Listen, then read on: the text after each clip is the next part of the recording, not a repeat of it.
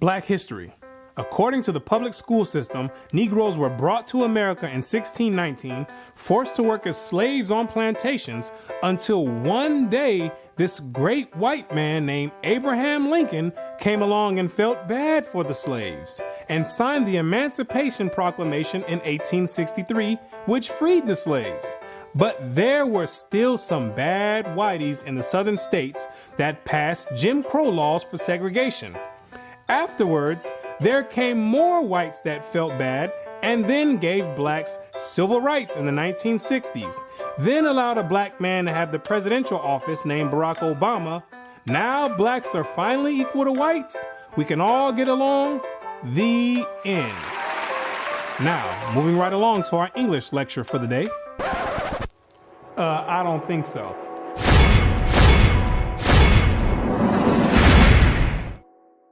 Black history. What do you know about black history?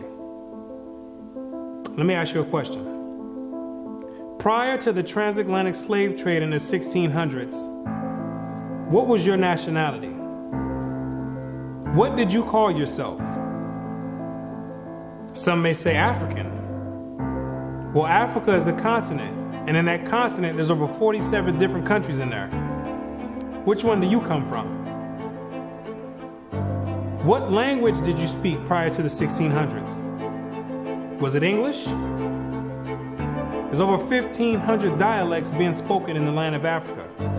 Pick one. What clothing did you wear? Was it high heels and stilettos? Skinny jeans and Vans? What food did you eat? Hamburgers and hot dogs? French fries and SpaghettiOs? What religion did you partake in? Who was your God?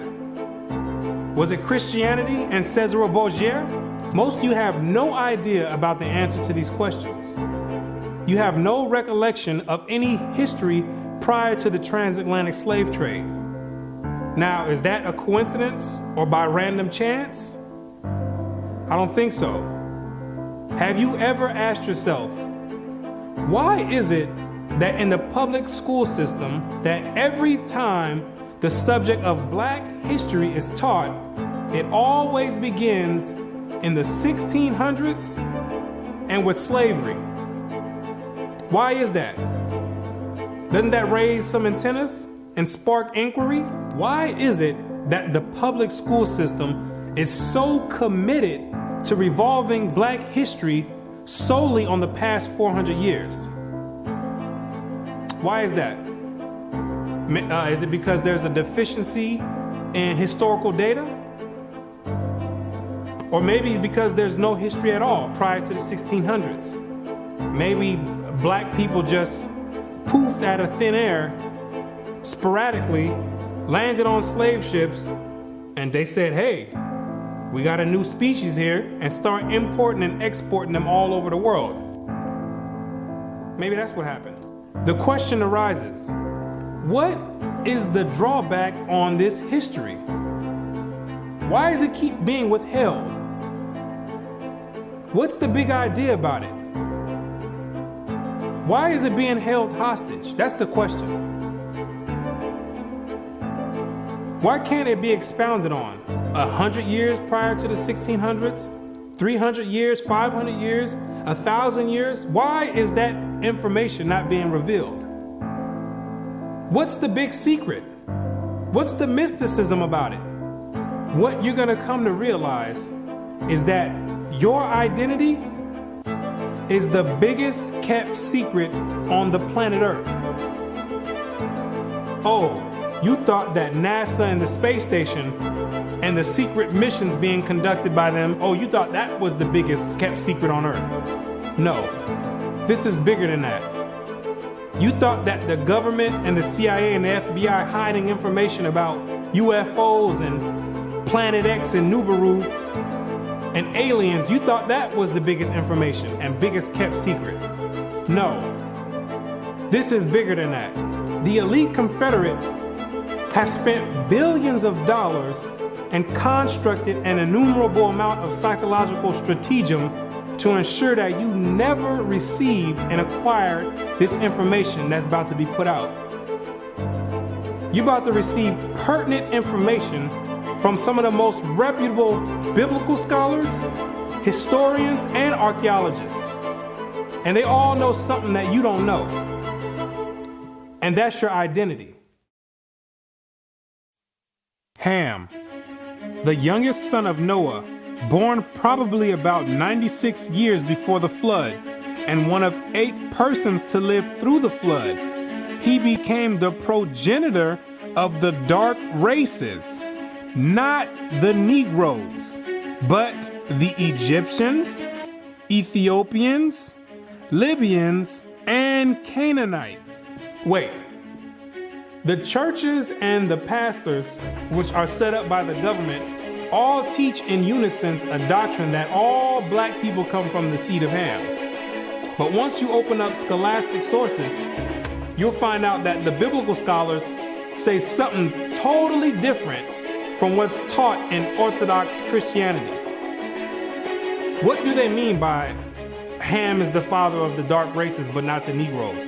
The Negroes themselves are a dark race of people, so how can you say that Ham is the father of all these dark races and exclude the Negroes? What are the biblical scholars trying to convey? What the biblical scholars are saying is that you're not African. There's only 4 families, according to the Bible, that make up the native population of Africa, or the land of Ham. And the biblical scholars know that you don't descend from any one of those 4 families.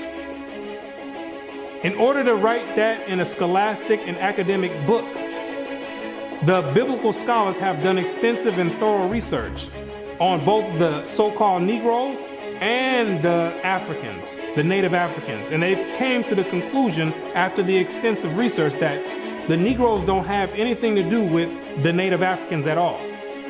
They're 2 totally separate people. In the 1840s, Morton collaborated with George R. Glyden, an Egyptologist, who provided him with mummy heads and information about the racial significance of Egyptian tomb inscriptions. In Crania Egyptiaca, published in 1844, Morton pointed out that both cranial and archaeological evidence showed that the Egyptians were not Negroes. In 1840, Dr. Morton was trying to find out the racial origin of the so-called Negroes that were in America in slavery. So he got together with the Egyptologists, which supplied him with the mummy heads, and what he did was conduct an extensive research on the cranial remains of the heads in Egypt, in contrast to the cranial remains of the heads in America. And what he found out is that the Negroes that were in slavery were not Africans. He found out that the skulls were 2 totally different types of skulls. The Negro's head was longer than the Egyptian head. The physical characteristics from the outside look similar, with the thick lips and the broad nose. But once you start delving into the real characteristics, he found out that there were 2 totally different people, as abolitionists and colonizationists had maintained, and that in fact, blacks had been relegated to the same servile position in ancient Egypt as in modern America. But what Dr. Morton did discover is that the Negroes that were serving slavery in America served the same position and servitude in ancient Egypt when they matched other skulls and other cranial remains in Egypt. They said these are exact matches. So what are the scholars saying? What you're going to find out is that they're saying that you are the biblical Israelites. Yes, you're the same exact people that served slavery in the land of Egypt. You're the same exact people that God sent Moses to go redeem under the hand of Pharaoh. You're the same exact people. And when you read the Bible, you'll find out that slavery is a central theme in the Bible. It's a reoccurring theme with the Israelites. The Israelites cannot run away and get away from serving slavery. It continues to happen over and over, all the way up until today. You came out of Egypt as slaves. came down into the land of Israel, no sooner as you got there, then you had the Assyrians come, capture the land of Israel, and take you and make you slaves. In the 9th year of Hoshea, the king of Assyria took Samaria and carried Israel away into Assyria. You came out of the land of Assyria, went back to the land of Israel. Then the Babylonians came, which are the modern day Ethiopians, the Cushites, came to the land of Israel and made you slaves. So all Israel were reckoned by genealogies. And behold, they were written in the book of the kings of Israel and Judah, who were carried away to Babylon for their transgression. You came out of the Babylonian captivity, went back to the land of Israel.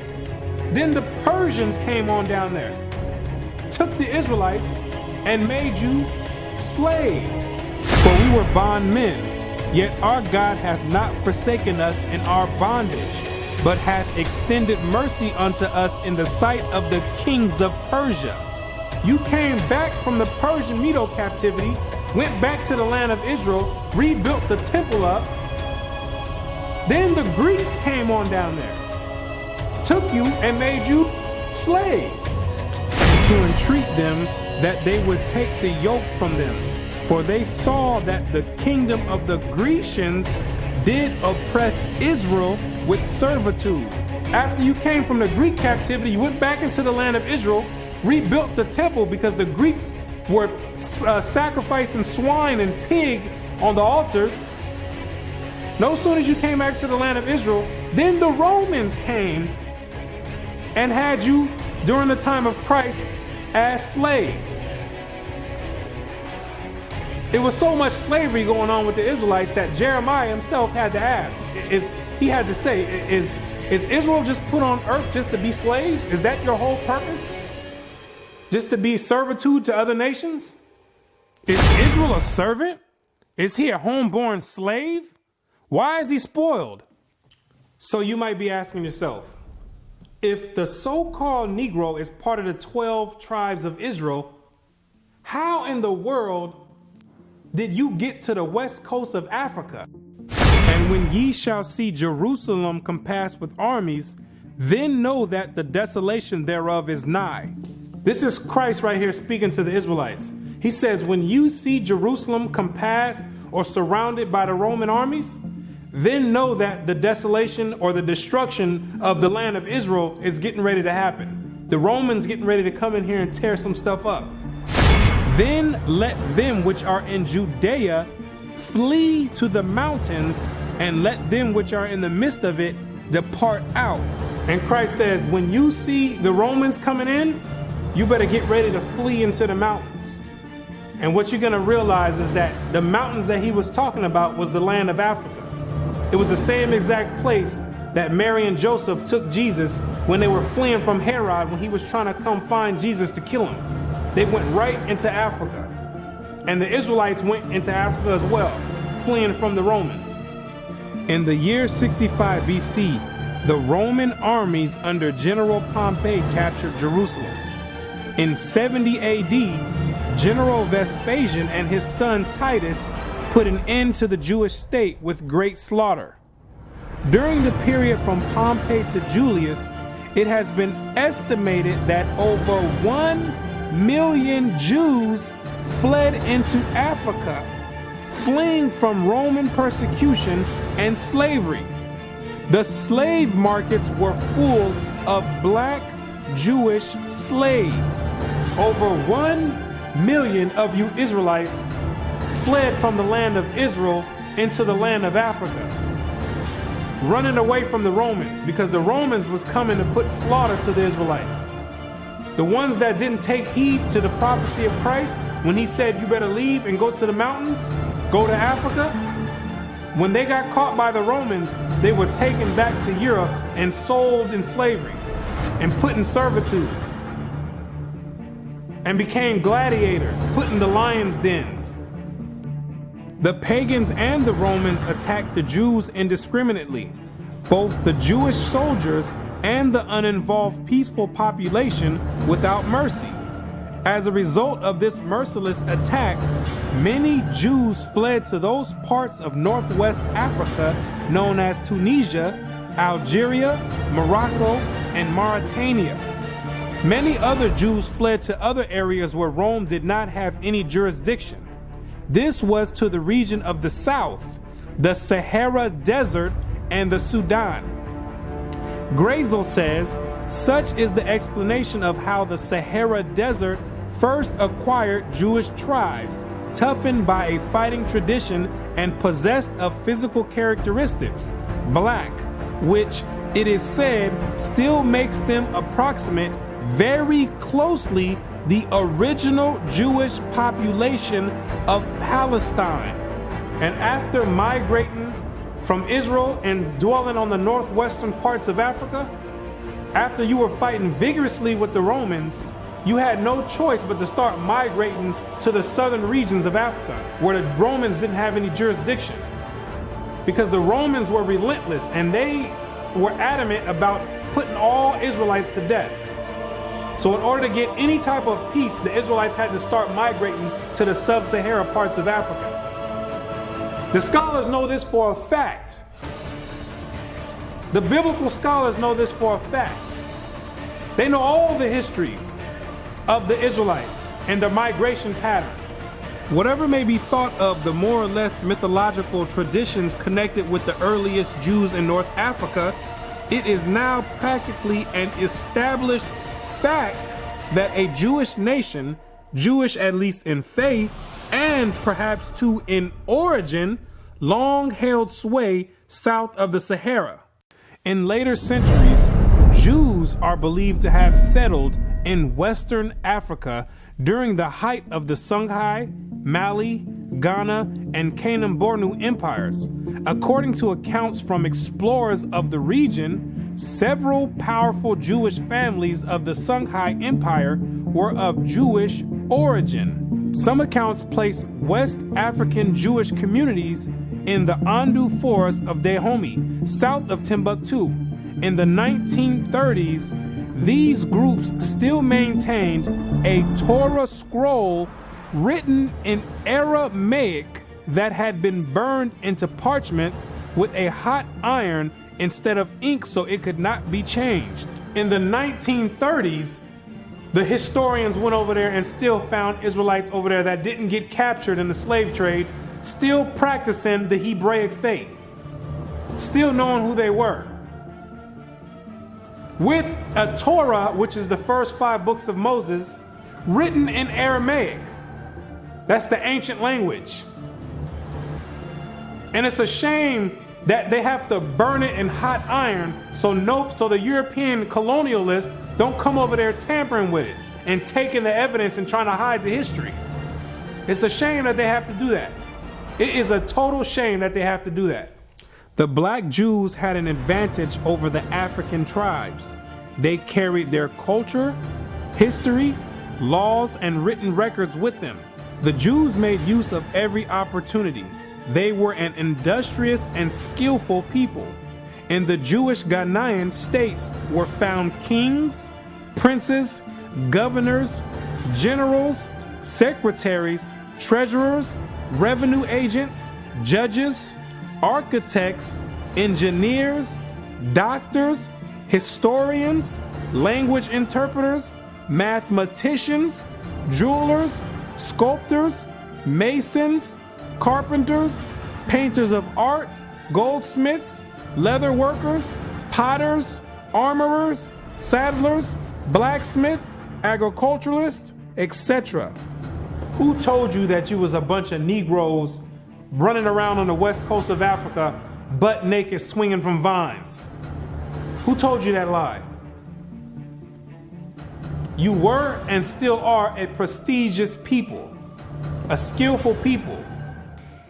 The decline of Jewish communities of the West African Maghreb most likely began with the influx of Arab invaders into North Africa starting in 640 CE and later into West Africa in the 1300s and 14 CE. So after you had established communities and empires on the west coast of Africa, after the 7th century, that's when Muhammad and his band of thugs came down there to the West Coast with the Quran in one hand and a sword in another one. And they were forcibly converting the Israelites into that nonsense Islam. Yeah, I said it, nonsense Islam, because that's not what we were dealing with. That's the Arabs' religion. That's not what we were dealing with. And that was the decline of the Hebraic community over there in the west coast of Africa. And that was the forefront in the beginning of the slave trade. Yea, and what have ye to do with me, O Tyre and Zidon, and all the coast of Palestine? Tyre, Zidon, and the coast of Palestine, those are all ancient Africans that God is referring to. Will ye render me a recompense? And if ye recompense me, swiftly and speedily will I return your recompense upon your own head. Because ye have taken my silver and my gold, and carried into your temples my goodly pleasant things. The children also of Judah and the children of Jerusalem have ye sold unto the Grecians. The Africans got together with the so-called Grecians or the Europeans, and they commenced in selling the Israelites that were dwelling on the west coast of Africa in slavery. There's your slave trade right there in the Bible. Both buyers, Europeans, and sellers, Africans, saw the people traded into captivity on the African coast as outsiders. Now, why did those Africans see you as outsiders? Because you were some people that migrated and encroached on their land. They knew you were not the same exact people. The customs that you had, the way you moved, they knew you were not the same people, so they had no problem commencing in a slave trade with the Europeans. Do you be crazy to believe that Africans were selling their own people? That makes no sense at all. When the Europeans put that in the textbooks, they're using technicalities, saying Africans sold other Africans. When they're using technicalities, what they mean to say is native Africans were selling Israelites that were living in Africa. It'd be no different if somebody wrote history of 500 years from now and say there was a slave trade that happened here in America. Say black people got together and start selling white people to the Chinese. If somebody with the same mindset that the Europeans have wrote history 500 years from now, they would say Americans were selling other Americans to the Chinese. When it's two totally different nation of people living in America. You can't just say Americans sold other Americans. Two totally different people. It's the same exact scenario on the west coast of Africa. There are both oral and written explanations that trace the origin of the Igbo. And the most tantalizing is an association of the Igbo to the Hebrew race. This assumption is based on the fact that Igbo culture has many similar traditional customs like that of the Jews. Similar customs are observed in marriage negotiations, childbirth and circumcision, restitution, attitude to totem animals and taboos, as well as hospitality to others, especially to strangers, etc. The Igbo are therefore said to be the split and lost group or tribe of Israel that refused to wander further northeast with Moses, but preferred going down southward. The Igbo people have many Jewish traditions. Naomi Katz, the current Israeli ambassador in Nigeria, and others point to their possible ancient Israelite origins. See, the scholars, they've done their research on the Igbo tribe, extensive research. And they've compared the traditions of the Igbo tribe, and they've matched them up to the biblical traditions of the Israelites. And they said, whoa, these are strikingly similar. The only way that these people could be practicing the Hebraic faith this close is if they were the biblical Israelites themselves. So you may ask yourself, what is the significance of the Igbo tribe to the so-called Negro in the Americas? When you do the research, what you're going to find out is that the Igbo tribe is one of the main sought-out tribes that were captured and sold in the transatlantic slave trade and came right here to America. The British were the major buyers before they banned their own slave traffic in 1807. They were replaced by the Portuguese and the Spanish for as long as the traffic continued here. The majority of the captives were speakers of Igbo dialects. You can hear me clearly, Rabbi. Let us have your name once more. My name is Rabbi Yehuda ben Shomer. Okay. Well, is it okay if we just call you Yehuda? Yeah, that's fine. Today? Okay, yeah, that's great. fine. No problem at all. I'll go on even further to say this, that the slave trade is actually connected to Deuteronomy 28, because the majority of the slaves that were brought to the Caribbean islands and brought to the Americas were Igbo people, were people of Hebrew and Hebraic Israelite descent, if you will. And so if you read Deuteronomy chapter 28, it matches perfectly what happened to the Hebrew slaves, the black Hebrew slaves, during the slave trade. It just matches it perfectly. Back up now. I think we just rung a bell here. Hold up now. Okay.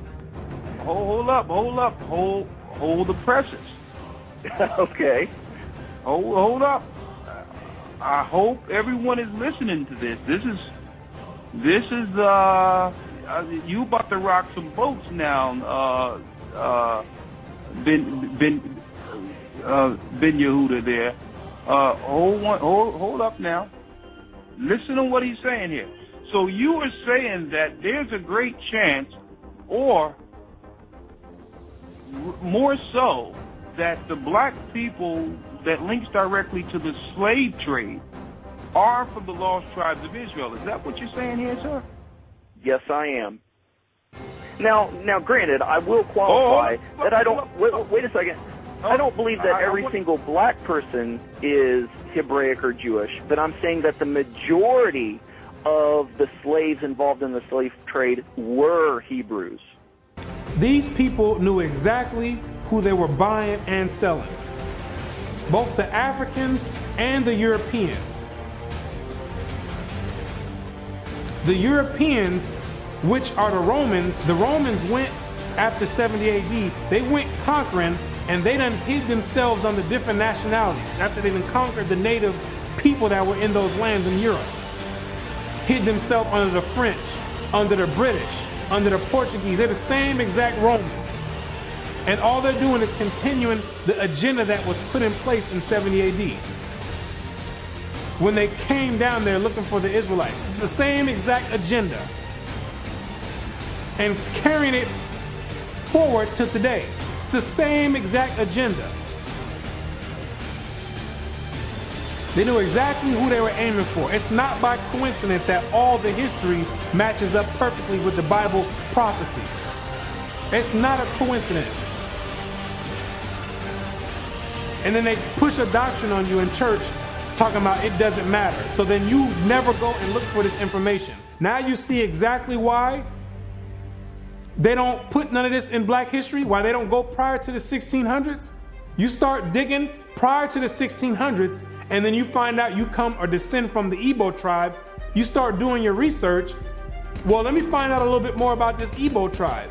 Then you find out that the Igbo tribe are known as fact descend from the 12 tribes of Israel. So then you say, hold on. Something's not right here. That's the exact reason why they don't go prior to the 1600s. You're not supposed to find out this information. They're supposed to keep renaming your nationalities every few years to cause confusion and to have you confused, not knowing who you are. Each year, something else come out. First you called Negro, then you called color. Then 10 years later, they switch it to African American. It's all by design.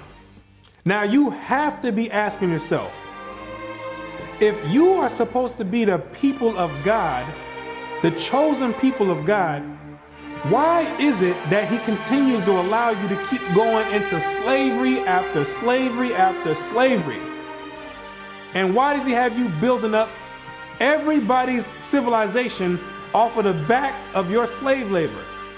And it shall come to pass, when thou shalt show this people all these words, and they shall say unto thee, wherefore hath the Lord pronounced all this great evil against us? Or what is our iniquity? Or what is our sin that we have committed against the Lord our God? Then thou shalt say unto them, because your fathers have forsaken me, saith the Lord, and have walked after other gods, and have served them, and have worshipped them, and have forsaken me, and have not kept my law. What you're going to realize is that when Moses brought you out of the land of Egypt and you entered into the wilderness, you entered into a covenant with the Most High God, the creator of everything you see in heaven and in earth. You entered in a blood in and blood out agreement with the creator. And he kept his end of the bargain, but you never kept yours. And he took the book of the covenant and read in the audience of the people. And they said, all that the Lord hath said, we will do, and be obedient.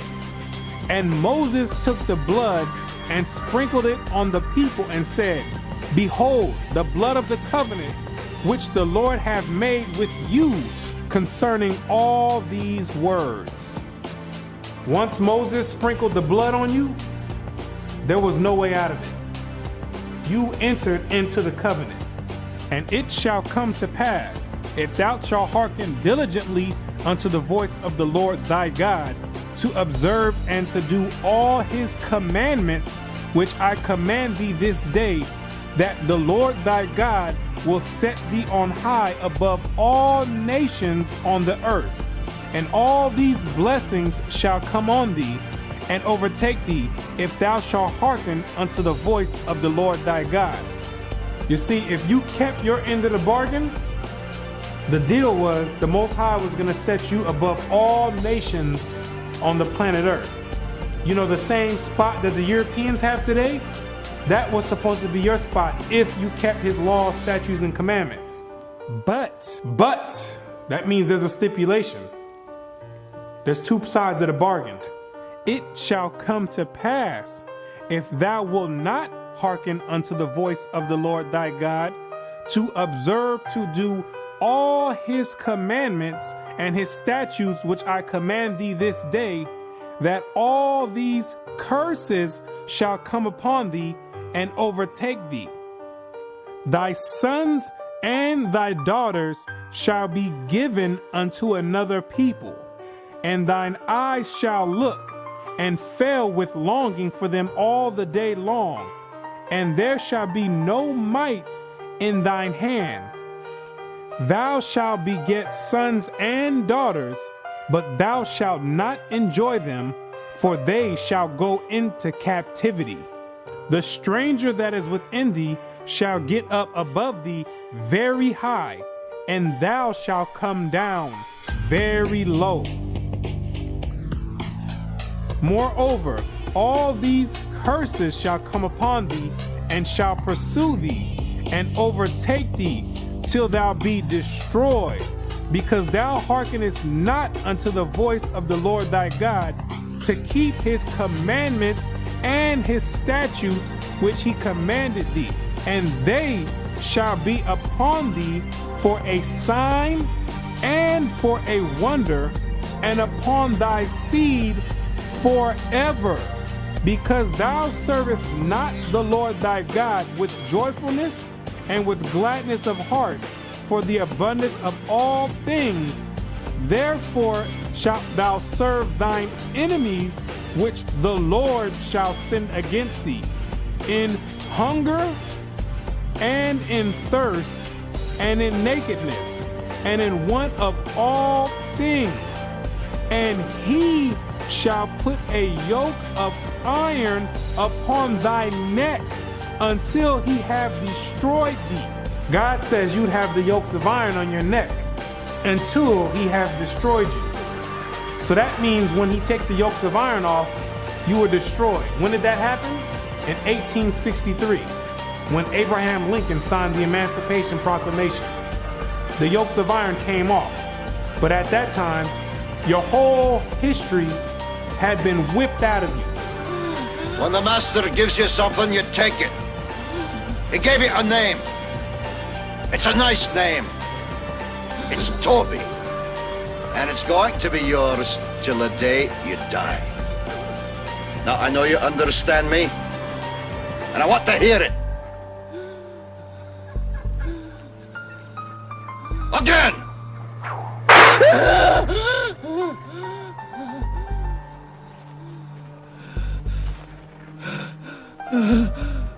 I want to hear you say your name.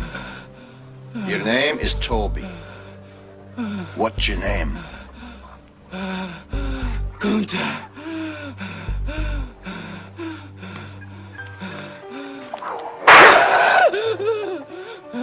Lord God, help that boy. They're gonna whip him dead. What's your name? Say it. Toby. Who are you? Say your name.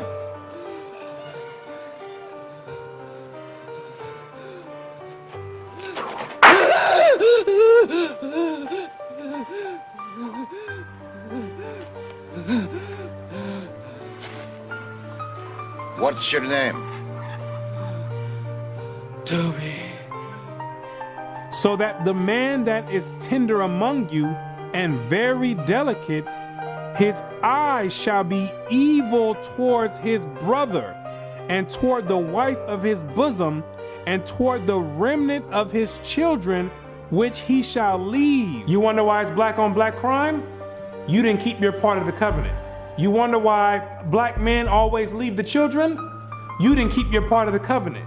Also, every sickness and every plague which is not written in the book of this law, them will the Lord bring upon thee, until thou be destroyed. Why are you number one in HIV? You didn't keep your part of the covenant. Why are you number one in hypertension and high blood pressure? You didn't keep your part of the covenant. Why are you number one in high cholesterol? You didn't keep your part of the covenant. Why are you number one in diabetes? You didn't keep your part of the covenant. Why are you number one in all negative effects across the board? You didn't keep your part of the covenant. And the Lord shall scatter thee among all people, from one end of the earth even unto the other. And there thou shalt serve other gods, which neither thou nor thy fathers have known, even wood and stone. And among these nations shalt thou find no ease, neither shall the sole of thy foot have rest. But the Lord shall give thee there a trembling heart, and failing of eyes, and sorrow of mind. And thy life shall hang in doubt before thee, and thou shalt fear day and night, and have no assurance of thy life. In the morning thou shalt say, would God it were even? And in the evening thou shalt say, would God it were morning? For the fear of thine heart wherewith thou shalt fear, and for the sight of thine eyes which thou shalt see. And the Lord shall bring thee into Egypt again. The word Egypt in the Bible means bondage or slavery. I am the Lord thy God, which have brought thee out of the land of Egypt, out of the house of bondage. So when God says he's going to bring you into Egypt again, he's saying, I'm going to bring you into slavery again with ships. But this time you're going with ships, packed up like sardines in a can. By the way whereof I spake unto thee, thou shalt see it no more again.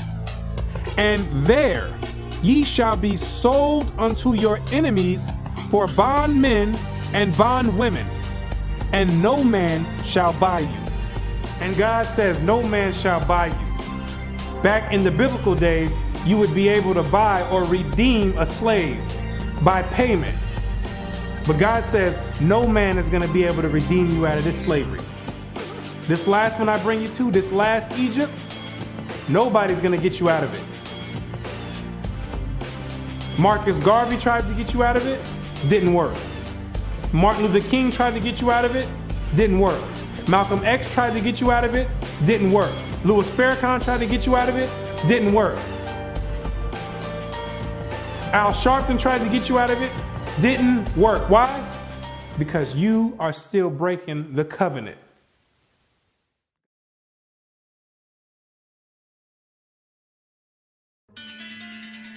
If you're the real Israelites, who are these people over there in the land of Israel claiming to be you?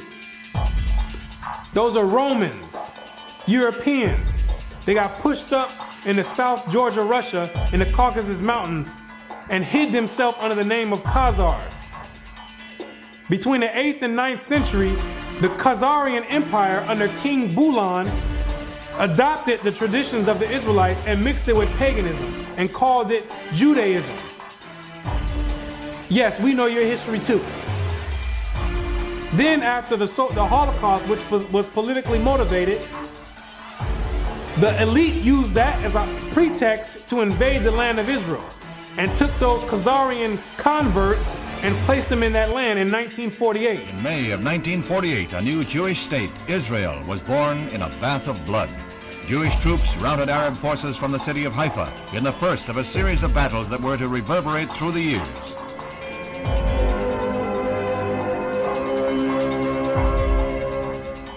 In the year of independence, fighting was fierce in the Negev desert area. Here, Israeli troops routed the Arabs and took hundreds of prisoners.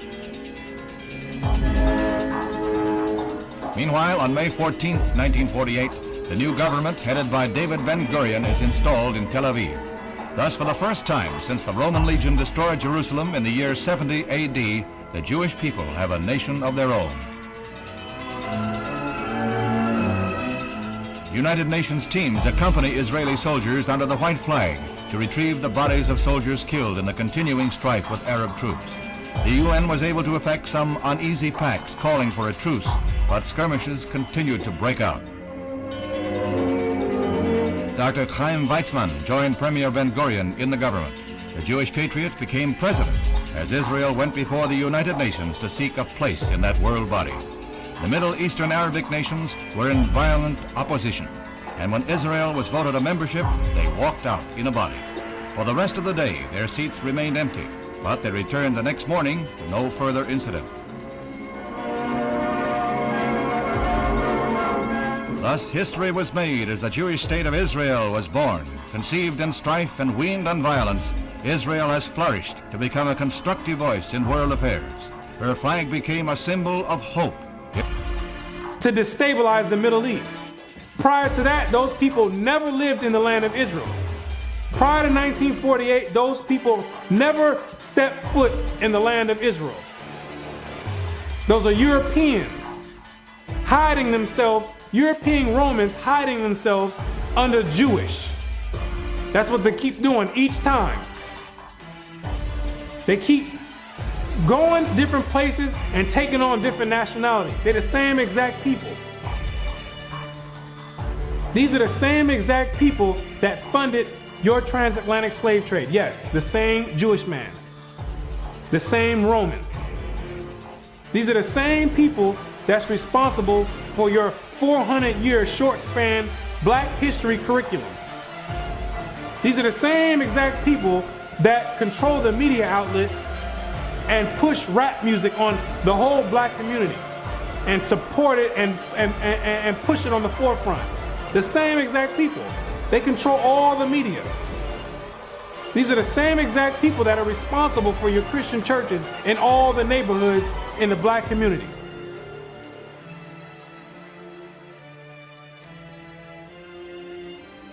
The Bible says when the real Jews get in the land of Israel, there will be no more war. Since those converts, Khazarian converts, went into the land, it's only been war. They don't fit the prophecies. They over there dealing with Satan. I know thy works and tribulation and poverty, but thou art rich. And I know the blasphemy of them which say they are Jews and are not, but are the synagogue of Satan, using the Babylonian Talmud as their authoritative source. These people are not the real Jews, and they have nothing to do with the Most High God and the biblical Israelites. They're not the real Jews, and they're dealing with Satan at the highest level. What are these nations trying to accomplish by suppressing all this information? What you're going to realize is that there's a group of nations that are confederate together that have been trying to get rid of the Israelites from way back when, so they can offset the Bible prophecies. Keep not thou silence, O God, hold not thy peace, and be not still, O God, for lo, thine enemies make a tumult, and they that hate thee have lifted up the head. They have taken crafty counsel against thy people, and consulted against thy hidden ones. They have said, come, and let us cut them off from being a nation, that the name of Israel may be no more in remembrance. The elite know that America, according to the Bible, is the last kingdom before the return of the Messiah. It's the last reigning kingdom, called Babylon the Great, or the Little Horn. And they're trying to offset prophecy and prolong their rulership, because they know that when Christ returns, he and the 144,000 are going to be the next ruling government on the planet Earth. And he that overcometh and keepeth my works unto the end, to him will I give power over the nations, and he shall rule them with a rod of iron. As the vessels of a potter shall they be broken to shivers, even as I received of my Father. And I heard the number of them which were sealed, and there were sealed 144,000 of all the tribes of the children of Israel. The elite don't want this prophecy to go forth. They're going to do anything in their power to offset the prophecies and prolong their rulership, because they know that once the Israelites are in rulership or in authority, that all these nations that had a hand in enslaving the Israelites, they're all going in captivity. It's going to be their turn for servitude. For the Lord will have mercy on Jacob, and will yet choose Israel, and set them in their own land. And the strangers shall be joined with them, and they shall cleave to the house of Jacob. And the people shall take them and bring them to their place. And the house of Israel shall possess them in the land of the Lord for servants and handmaids, and they shall take them captives, whose captives they were, and they shall rule over their oppressors. Therefore, all they that devour thee shall be devoured, and all thine adversaries, every one of them, shall go into captivity.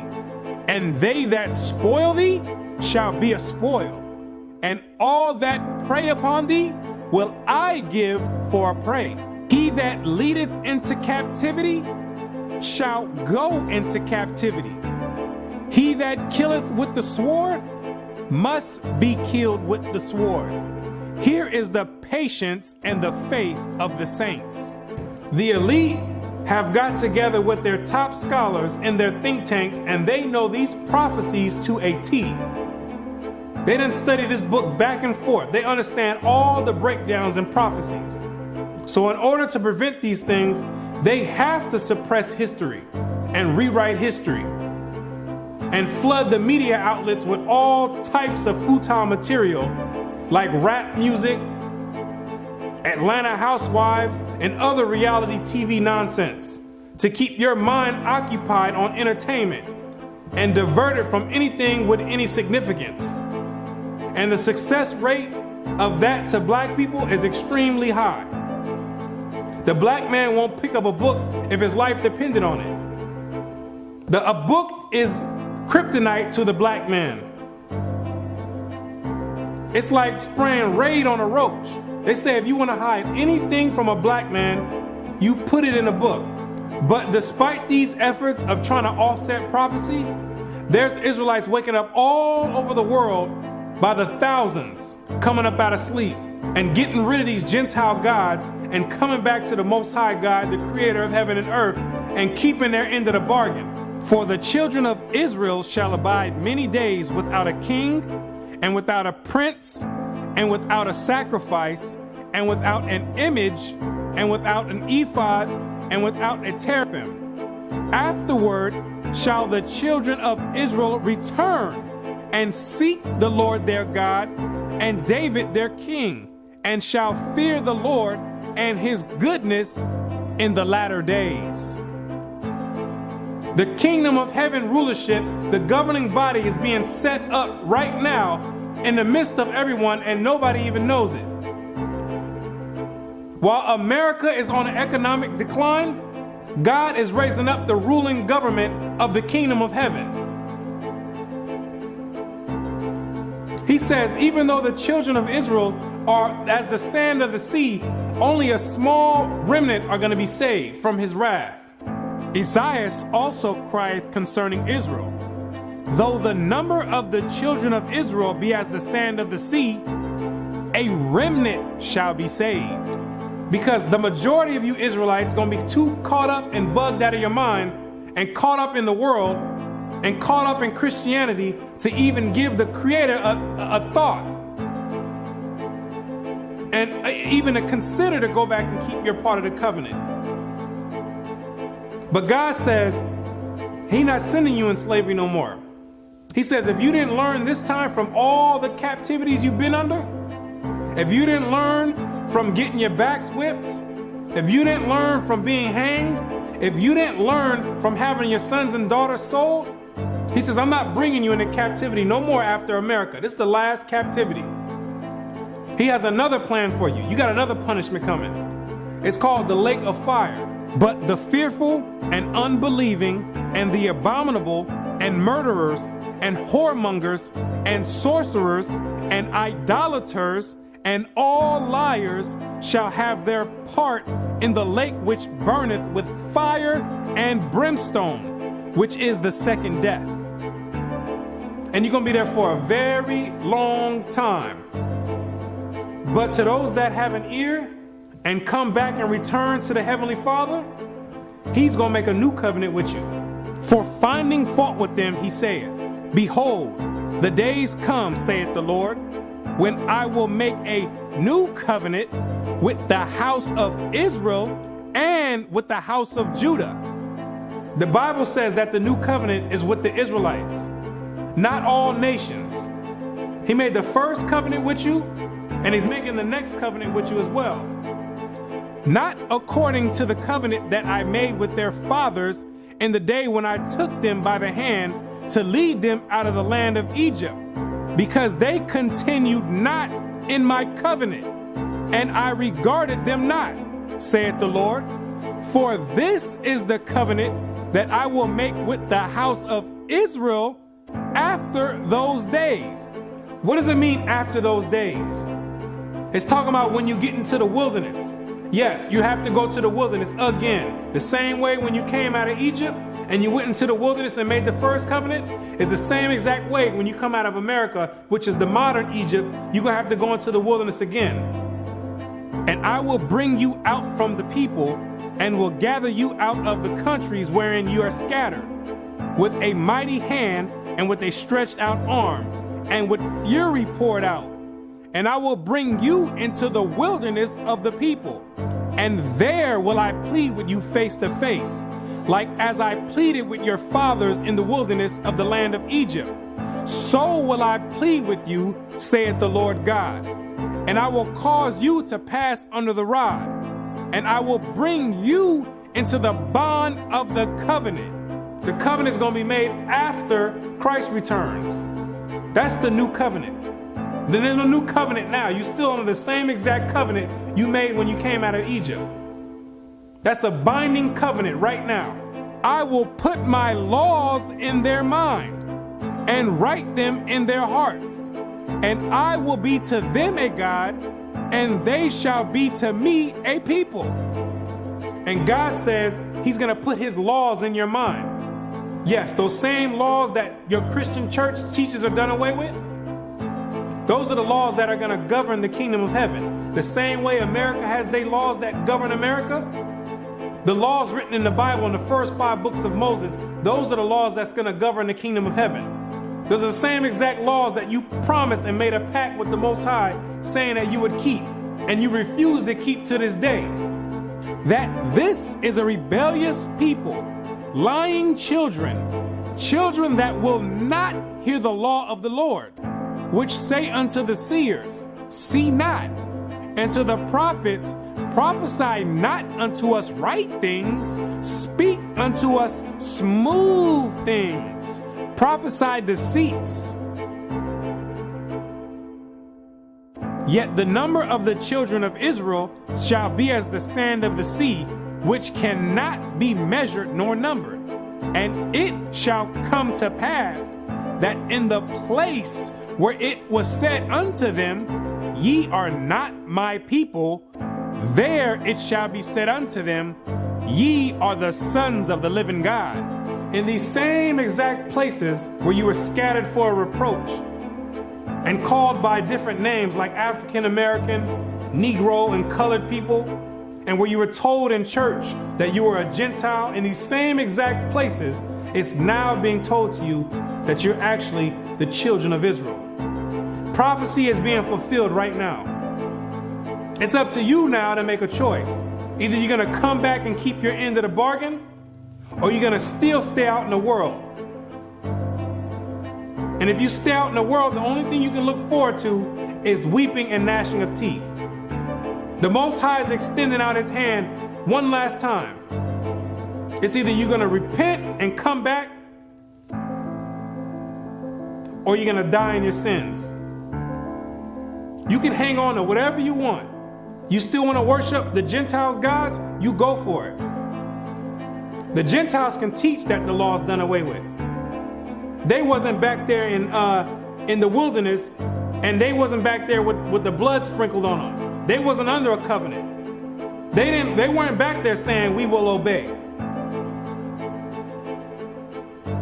You did. The Most High never gave them no laws to keep, but he gave it to you. He showeth his word unto Jacob, his statutes and his judgments unto Israel. He hath not dealt so with any nation. And as for his judgments, they have not known them. Praise ye the Lord. So there's no punishment for them not keeping the laws. But there's a great punishment for you not keeping it. So it's time to decide. Either you're going to be in or you're out. But now you know who you are.